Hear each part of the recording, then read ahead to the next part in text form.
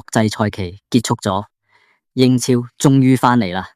今集係英超第12周賽事預測，呢段影片將會包括呢個星期全部10場英超比賽嘅詳細分析同預測。開始之前呢，先係回顧一下今個星期國際賽事嘅預測結果。上兩條片段啦，8場預測啦，直接估中咗7場，包括預測咗白俄羅斯主場可以守到大熱嘅希臘0-0，仲有蘇格蘭對丹麥，蘇格蘭同4年前一樣可以擊敗丹麥，直接晉身世界盃決賽周，仲要係互相進攻嘅入球 show， 大家可以睇翻我之前嘅影片。如果想知道今個星期嘅英超分析，大家唔好錯過今次呢一條影片，記得睇到尾。大家好，我係包 Sir， 喺澳門從事咗20年同足球博彩有關嘅工作，主要負責分析賽事、坐盤同埋落注，累積咗豐富嘅數據分析經驗同埋心得。而家退休，我會透過呢個頻道分享專業分析，幫助大家用數據精明投注，爭取穩定盈利。記住，投注有風險，只落負擔得起嘅錢。快啲訂閱頻道，一齊用數據贏錢。第一場比賽，11月22號晚上早場，般尼對車路士。般尼上場輸韋斯咸，而車路士輕鬆大勝狼隊。簡單嚟講，就算係作客嚟到般尼主場，我睇唔到車路士點樣贏唔到呢場比賽。車路士而家喺英超第3位，你問我會唔會贏到今年英超？上季我估佢哋會第4名完成賽事。今季我同樣都係咁預測，車路士一定會去爭。如果唔係季初多傷兵，至少會搏入到前3名。車路士最近5場入12球失4球，平均 XG 2.5，狀態趨勢強勢。般尼主場防守弱，最近3場失7球，加上主隊教練亦係前車仔球員柏加，係非常垃圾嘅一個教練，所以投注預測讓1球車路士客勝，波膽可以試0-3或者1-3。去到夜晚11點有5場比賽，先去白禮頓主場對賓福特。英超開季到而家，白禮頓係其中一隊好難預測嘅球隊，好海鮮波，佢哋可以贏紐卡素，又可以輸俾般尼茅夫。至於賓福特反而容易啲預測，簡單嚟講就係一隊主場球隊，主場比賽先識踢，作客就即時踢得差好多。我覺得白禮頓喺呢場有優勢，佢哋而家喺英超主場不敗，不過平均入2球失1球。賓福特方面，佢哋嘅強項係死球，客場死球入球率可以去到40%。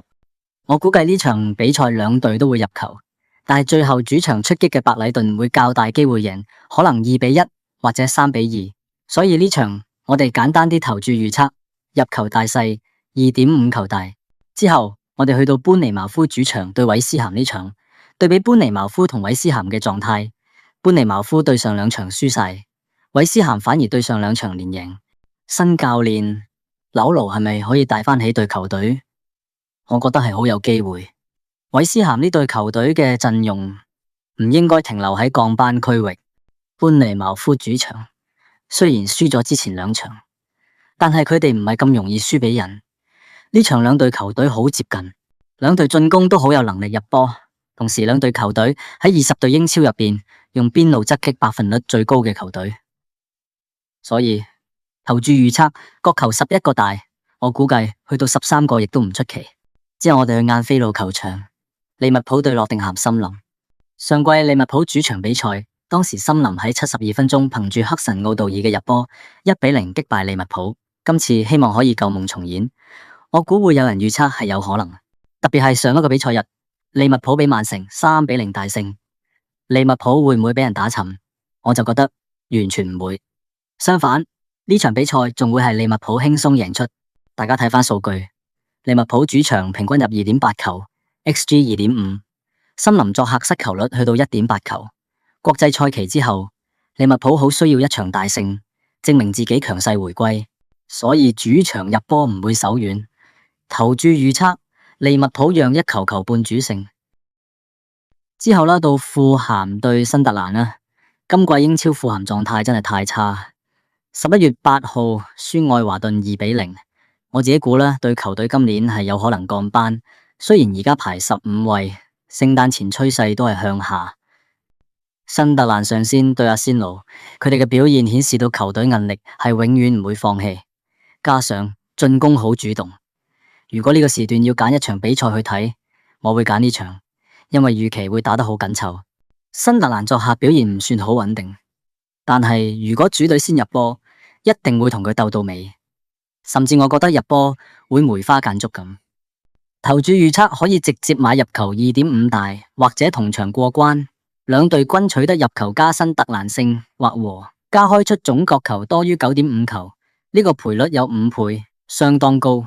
之後去到11點嘅最後一場，狼隊對水晶宮，狼隊有新教練艾華士執教，我諗最主要原因係因為佢球員年代踢過狼隊，老細想揾個熟悉球隊嘅人返嚟，希望可以護級。簡單嚟講就係救亡，地標戰就要對水晶宮。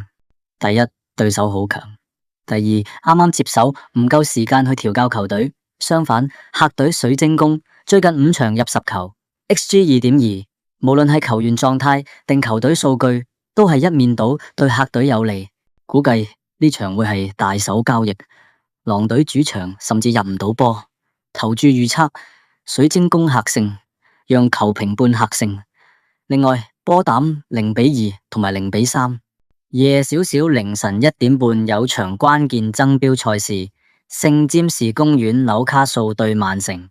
老實講，主場嘅紐卡素絕對唔容易贏。紐卡素主場會搏命，加上個德國仔前鋒何達美台狀態真係 fit，紐卡素可以主場贏熱刺，甚至係強勢嘅阿仙奴都係96分鐘先至贏到佢。所以對曼城嚟講，如果今年佢哋要贏阿仙奴攞冠軍，呢場一定要贏，證明阿仙奴做到嘅嘢，曼城都做到。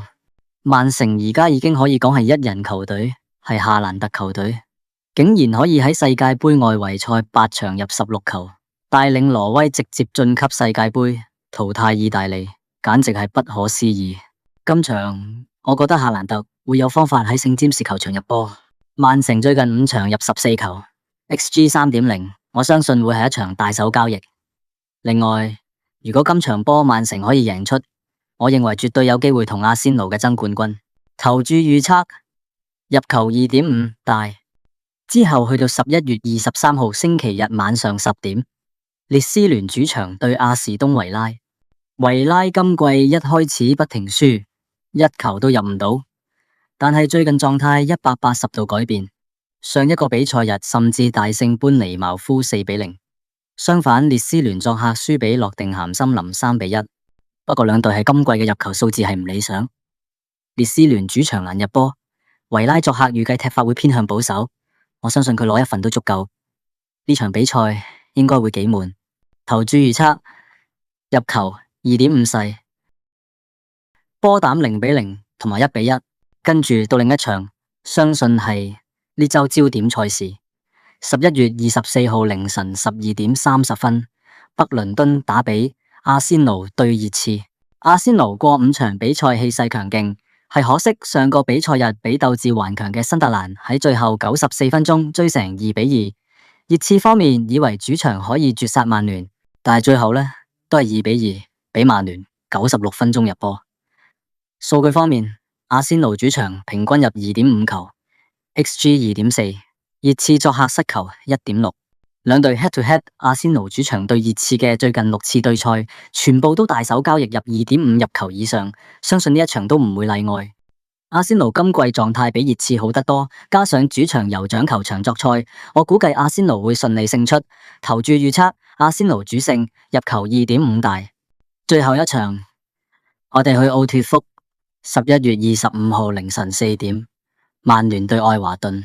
曼聯5場不敗，不過入波多失波亦都多，好似之前對熱刺嘅比賽就有4個入球。相反，今季愛華頓作客強隊可以話係輸晒，包括輸俾利物浦、輸俾曼城，甚至狼隊都輸埋。今場要作客曼聯，一啲都唔易踢。今季數據，曼聯主場勝率70%，XG 2.1，愛華頓客場失球平均2球。今次主場應該可以打敗愛華頓，有機會積分榜再推上啲。過埋呢場之後，曼聯今季可以正式挑戰歐洲賽資格，加上今季唔使打歐聯歐霸，每場比賽唔需要有後顧，每場比賽佔好多體力上嘅優勢。老實講，如果到最後曼聯可以上到頭4位，我絕對唔會覺得出奇。投注預測曼聯主勝，呢個就係我第12周英超20隊球隊嘅全部預測。所以如果你鍾意呢類型嘅足球預測，請撳下面訂閱，俾個 like 同留言討論。呢個係新頻道，你哋嘅支持對我意義重大，多謝支持，祝大家好運。